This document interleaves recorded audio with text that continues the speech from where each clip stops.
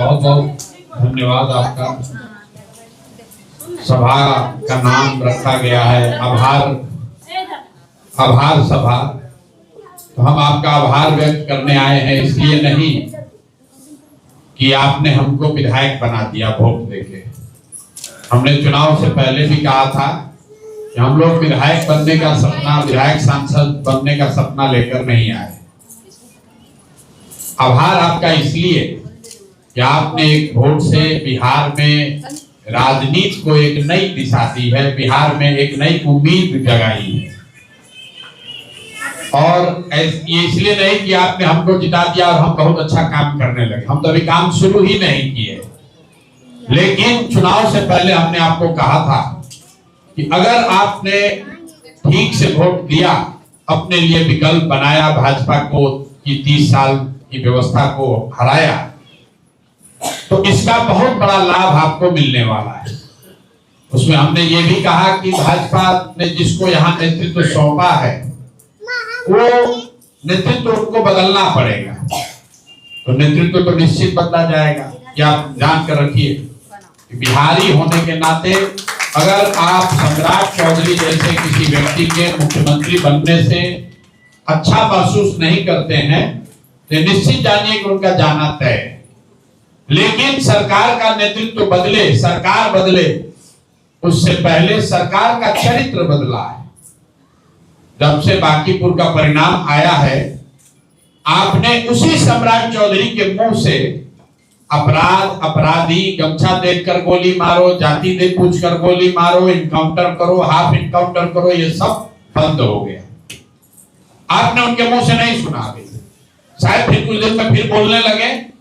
लेकिन बांकीपुर के हार का असर ये है कि सरकार वही है, लोग वही हैं, लेकिन पिछले 12-15 दिन का अखबार निकालिए, उसमें चर्चा हो रही है कि बिहार के विद्यालयों में 11 बजे रात तक पढ़ाई होगी। उसमें चर्चा हो रही है कि 25,000 नौकरी देंगे, कि 25 लाख नौकरी देंगे। उसमें चर्चा हो रही है कि रोजगार के मेले लगेंगे। होगा नहीं होगा वो बात अलग है, लेकिन कम से कम पहली बार बिहार में जीते हुए लोग, हारे हुए लोग, सब लोग पढ़ाई की, रोजगार की, बेहतरी की बात कर रहे हैं। नहीं तो यहाँ पर बात करता अगड़ा पिछड़ा, फलाना जाति का महासंघ, फलाना जाति का बैठक, खाली वही बात करता है, 5 किलो अनाज, हिंदू मुसलमान, वो चर्चा थमी है। इसके लिए आपका आभार व्यक्त कर रहे हैं कि जो काम हम 3 बरस में नहीं कर पाए, वो चीज आपने 3 हफ्तों में करके दिखाया है।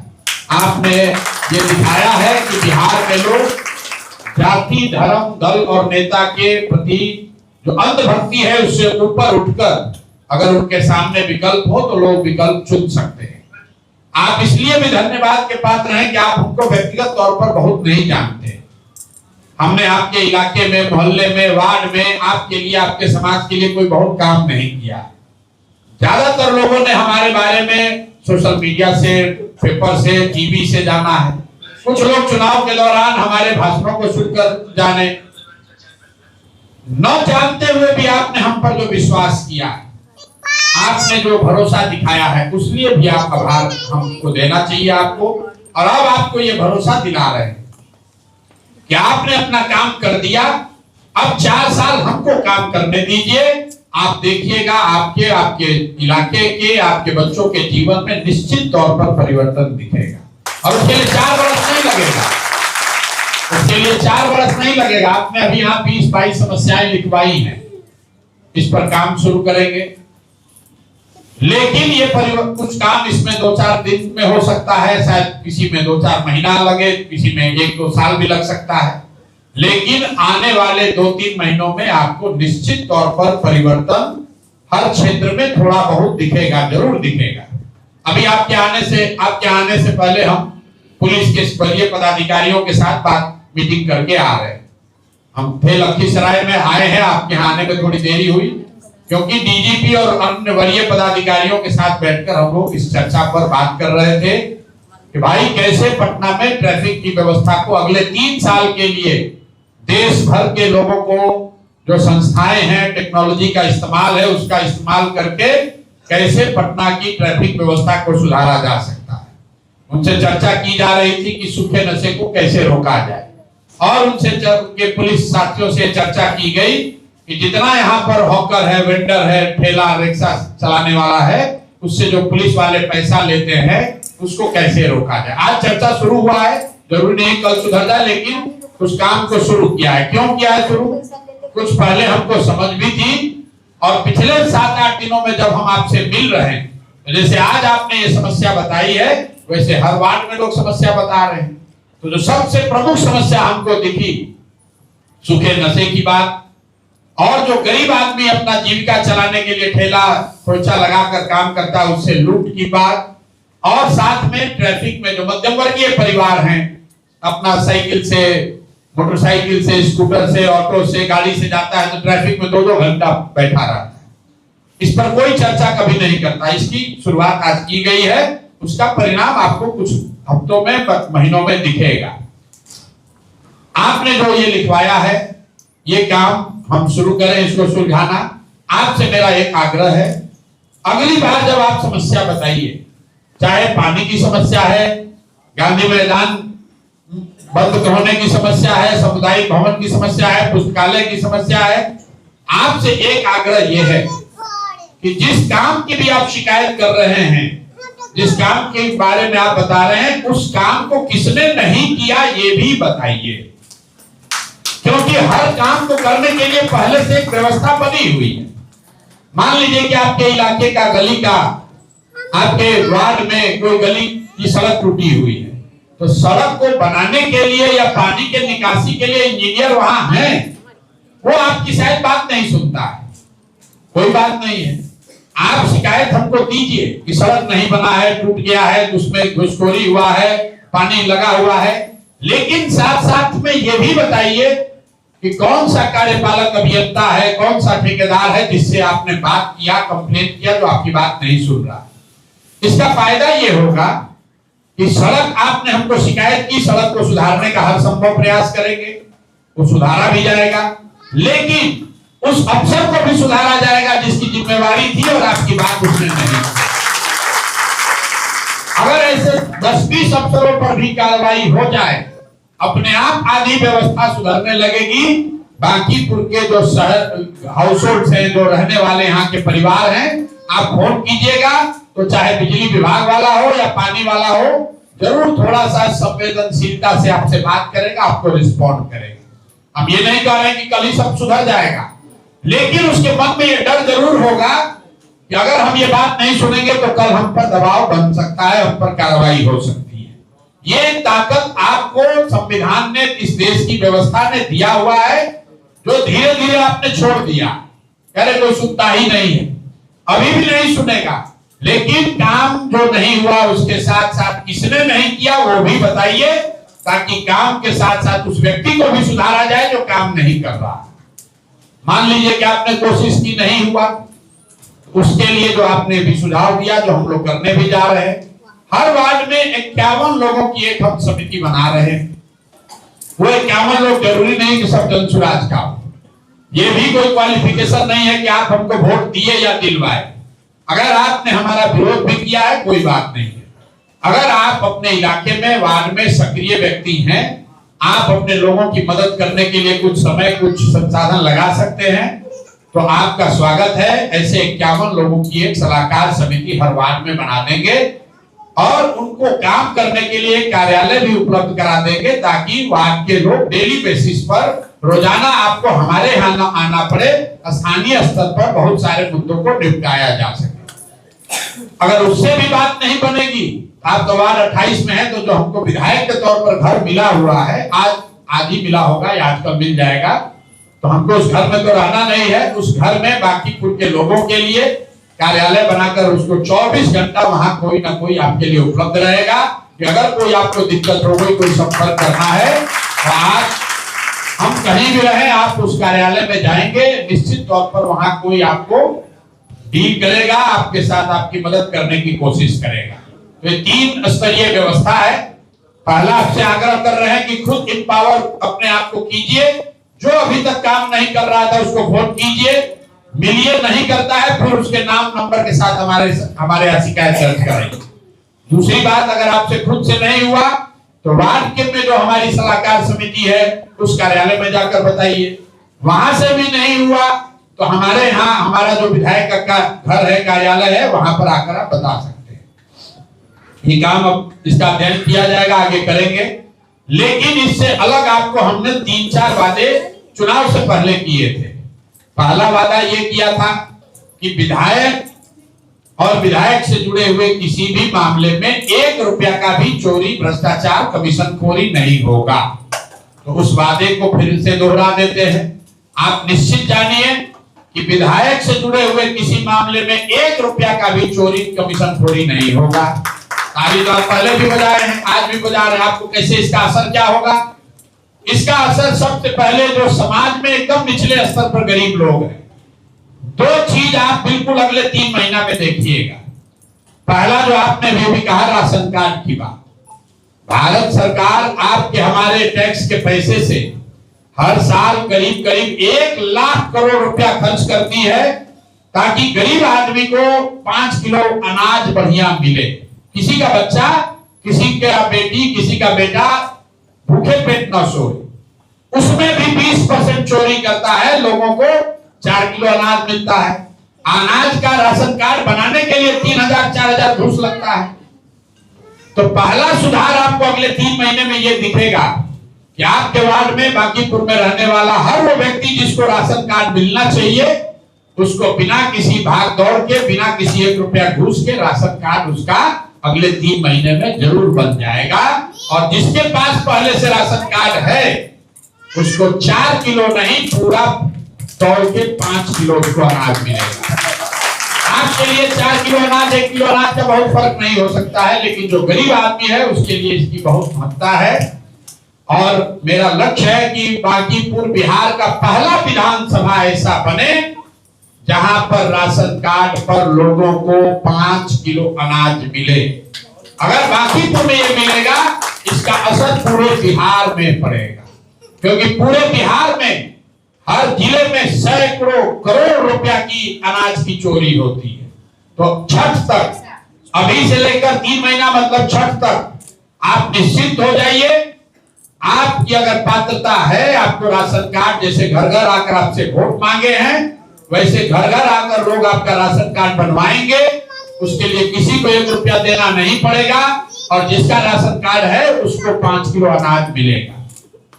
दूसरा सुधार आपको ये दिखेगा कि सरकारी एक योजना है जिसमें 60 वर्ष से ज्यादा उम्र के महिला पुरुष को 1100 रुपया हर महीना पेंशन मिलना चाहिए। पहले 400 मिलता था, 2 बरस हम लोगों ने आंदोलन किया तो बढ़ के 1100 हुआ, वो भी नहीं मिल रहा है। तो ये भी आपको सुधार दिखेगा छठ तक। जिनका भी उम्र 60 वर्ष है या उससे ज्यादा है, अगर आप ऐसे किसी व्यक्ति को जानते हैं, महिला को जानते हैं जिसको नहीं मिल रहा है, तो उसका नाम सूचना दीजिए।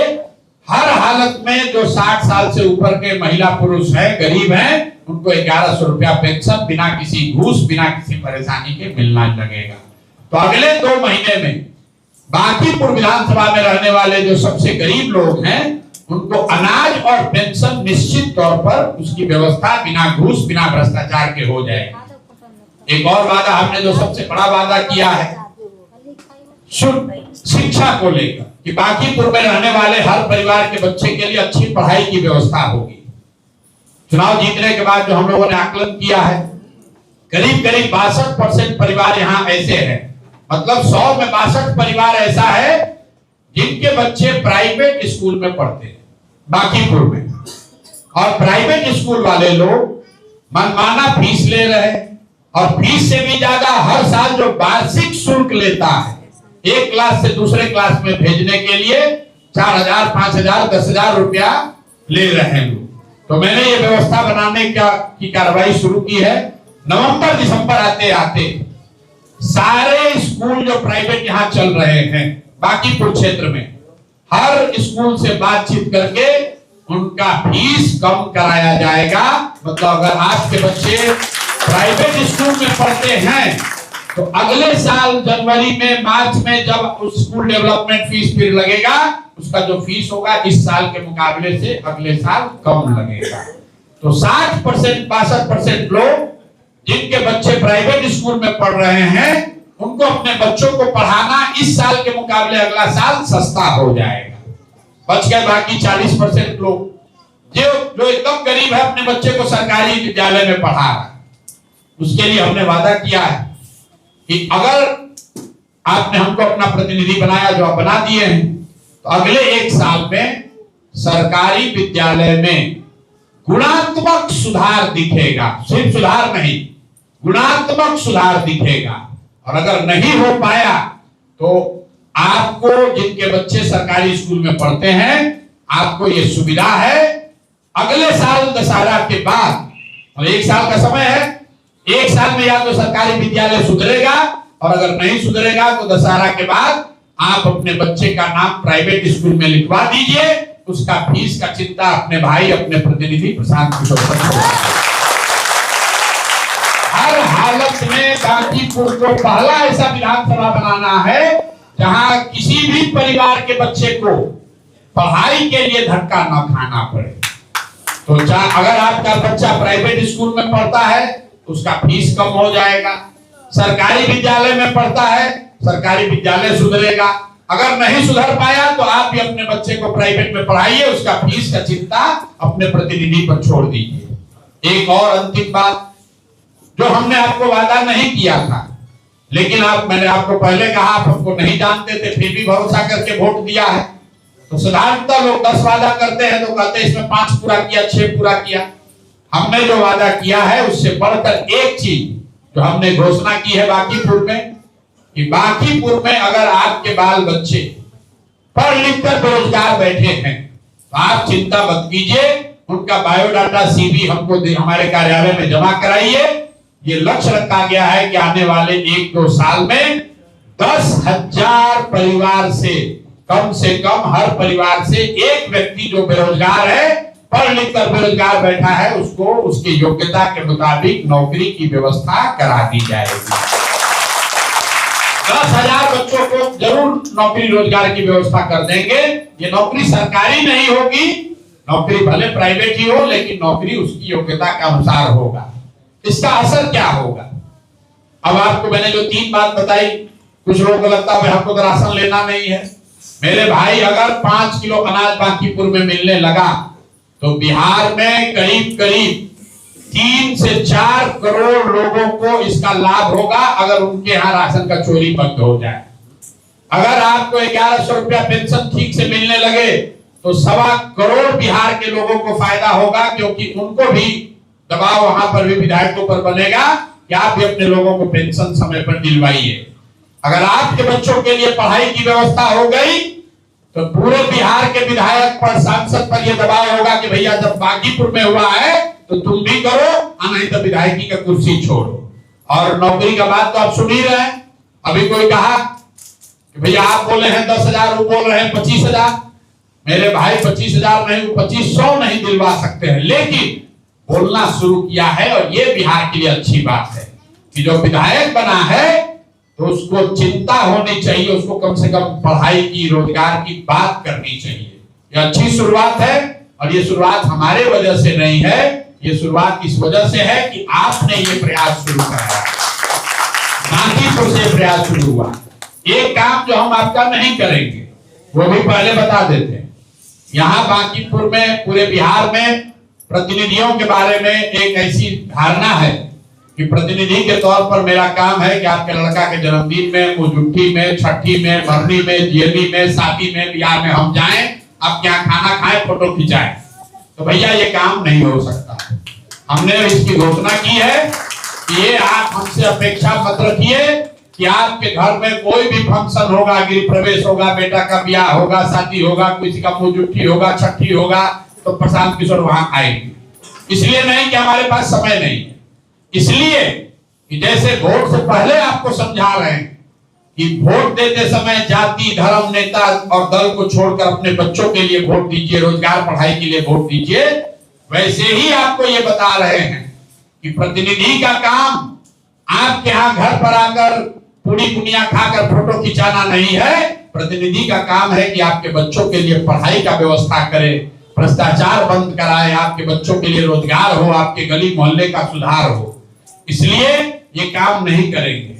बिहार में जितना जीत कर गया है, सुबह से शाम तक 20 को 25 को न्योता हकारी ही पुराता रहता है। सुबह से चालू किया, अगला दिन सुबह तक क्या भैया, अरे भैया लगन का दिन अभी तो कोई काम नहीं हो सकता है, सब क्या न्योता पूरा करना है। कहीं दही बड़ा खा रहा है, कहीं पूरी बुनिया खा रहा है, कहीं सेव खा रहा है, कहीं पानी पी के भाग रहा है। आप देखिए लोग इसी पर खुश हैं। कहता है नेताजी विधायक हमारे यहाँ आए थे, अरे तुमसे वोट भी लिया, तुम्हारा पूरी दुनिया भी लिया, केक भी खाया, 5 बरस काम नहीं किया। आप एक फोटो सेल्फी खिंचा लिया, पर कितना बढ़िया विधायक है, घरे घर आते हैं। तो भाई हम घरे घर नहीं आएंगे, हम आपके बच्चे के जन्मदिन में आए या ना आए, आपका बच्चा अच्छा पढ़े इसकी व्यवस्था जरूर करेंगे। आपके घर आए या ना आए, ये जरूर सुनिश्चित करेंगे कि आपके इलाके का स्थिति सुधरे, भ्रष्टाचार कम हो, आपका पढ़ा लिखा बच्चा बेरोजगार ना रहे। बाकी अभी काम शुरू किए हैं, अगले 2-3 महीने में आपको सुधार दिखेगा। एक अंतिम बात, जो बात हम कह रहे हैं, सब आदमी अच्छे भाषण देता है, सब अच्छे बोलता है, अगर अगले 1-2 साल में सब काम नहीं किए तो आप निश्चित जानिए, अगर आपके बच्चों के लिए पढ़ाई रोजगार नहीं हुआ, बांकीपुर में ये व्यवस्था नहीं बनी, तो जीवन में कभी आपसे वोट मांगने नहीं आएंगे, दोबारा लड़ने यहाँ नहीं आने वाले, यहाँ नहीं कहीं नहीं लड़ेंगे। ये नहीं जब 3 साल 4 साल कर लिए, अब फिर जब वोट का टाइम आया तो क्या करें। अब ये भाई साहब बता रहे थे कि सब लोग इनके विरोध में है, तो कैसे जीतेगा, नहीं काम कर पाएंगे, वो बहाना नहीं बनाएंगे। हर हालत में इस काम को करेंगे या नहीं करेंगे तो आपका वोट नहीं पाएंगे। हाँ, ये आपसे जरूर अपेक्षा रखेंगे कि हम अगर ये काम कर रहे हैं तो आप भी जैसे वोट दिए हैं, आने वाले चुनाव में भी आप जाति पर वोट मत दीजिए, पैसे पर वोट मत बेचिए, मुर्गा भात खाकर वोट मत दीजिए। मेयर का चुनाव होगा, डिप्टी मेयर का चुनाव होगा, वार्ड पार्षद का चुनाव होगा, MP का चुनाव होगा, उसमें भी जो सबसे योग्य आदमी है उसको जिताइए। आप अपना काम कीजिए, अपने आप जो प्रतिनिधि अच्छा चुन कर आएगा आपका काम होगा। बहुत बहुत धन्यवाद।